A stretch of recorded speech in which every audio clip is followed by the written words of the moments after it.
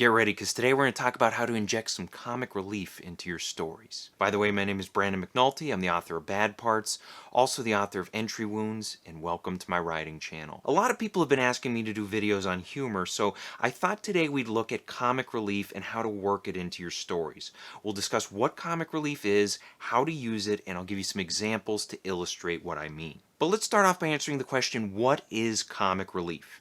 And very simply, it's using humor to break the tension in a serious story.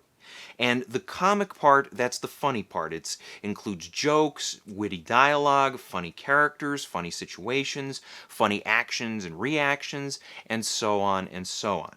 Now, the relief part, this should surprise the audience in some way.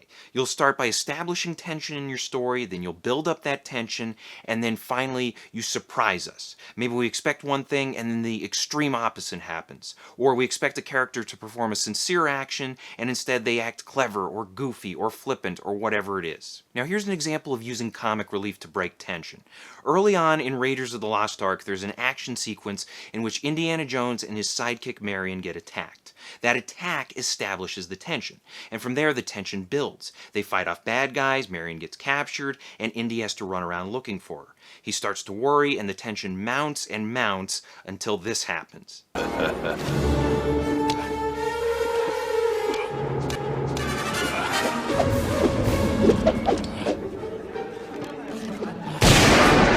And this moment of comic relief works well for a bunch of reasons, but it only has impact because of the tension leading up to it. We have action, danger, suspense, fear, and then boom, we get our comic relief. Then afterwards, Indy continues his search, and the audience experiences renewed suspense until the scene's climax. Alright, now let's answer the question, why should you use comic relief? Why do you want it in your stories? And one reason you might want to use comic relief is because it creates a more dynamic story. Remember, humor is a powerful story element. It can flesh out characters, it can create memorable moments, and it can balance out your story's tone or attitude. Another reason why you might want to use comic relief is because it's a great way to engage the audience. Humor can hook your audience and keep people interested. And if you can make people laugh or even just smile, they'll be more likely to pay attention since nobody wants to miss a joke. Another reason to use comic relief is because it keeps a serious story from getting stale. And just to be clear, there's nothing wrong with using a serious tone, but the story can lose impact if everything is serious all the time. If you include an effective comic relief character or some comic relief scenes, you can keep things fresh and make the serious stuff hit harder. And then one last reason you might want to use comic relief is because it adds style to your story. Humor can make a story unique, and certain brands of humor can attract certain audiences. Now just remember though, humor is highly subjective, and what's funny to me might not be funny to you. Now let's go over some tips for using comic relief. I've got a number of different tips here, and I've got some examples to back them up. And the first one is to choose the appropriate style of humor for your story. This is very important. Your story's tone and genre will dictate what type of humor works best. For example, dark, morbid humor works in the slasher film Terrifier 2, but it wouldn't work in Guardians of the Galaxy. And likewise, the upbeat humor in Guardians wouldn't work in Schindler's List. You need to be aware of your story's tone and your audience's expectations. Second tip, the best humor naturally arises from character. And when you're creating your characters, consider giving them humorous traits or personalities. Maybe they deliver witty dialogue. Maybe they stumble into amusing situations. Maybe they act and react in hilarious ways. Whatever it is, make sure their personalities feel natural and consistent within your story. For example, Game of Thrones is a dark, gritty fantasy story that's set in a world where death and despair are commonplace. Many characters are appropriately serious, but there are also characters like Tyrion Lannister who lighten things up with witty dialogue. Oh, I can't stand the wailing of women. One word, and I hit you again. I'm telling Mother. You're a clever man. But you're not half as clever as you think you are. Still makes me more clever than you. How would you like to die, Tyrion, son of Tywin? In my own bed, at the age of 80, with a belly full of wine and a girl's mouth around my cock? Now, it's important to remember that Tyrion's style of humor works because it fits both his character and the tone of the story. He's an intelligent guy, and those clever remarks stem naturally from his personality. Tip number 3, remember that not every character needs to be a comedian. Some writers are tempted to make every character funny, but if you drown your story in humor, the serious parts and the funny parts will suffer.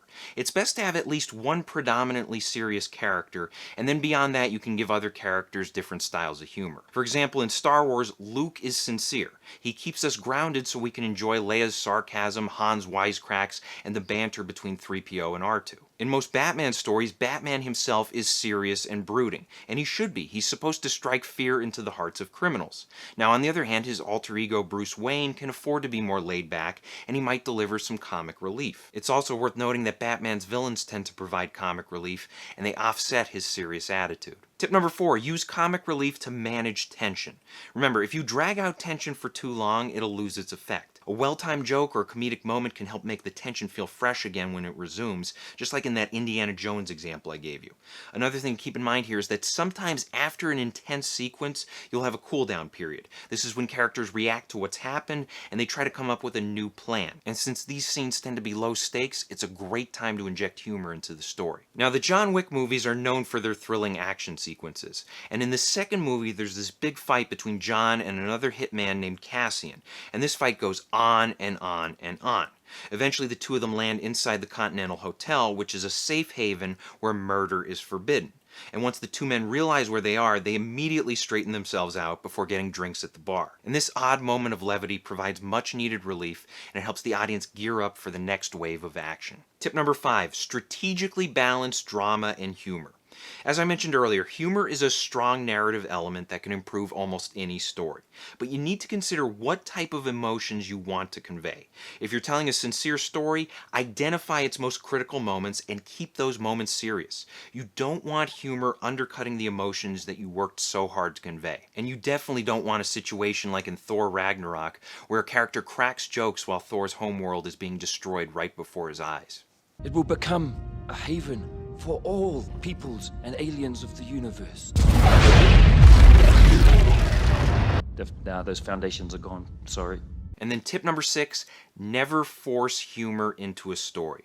If humor naturally arises from a character or situation, then by all means use it. But don't get cute. When comic relief feels tacked on or it just isn't funny, you're better off cutting it. So I hope this helps. Question of the day, what is your favorite bit of comic relief from a story?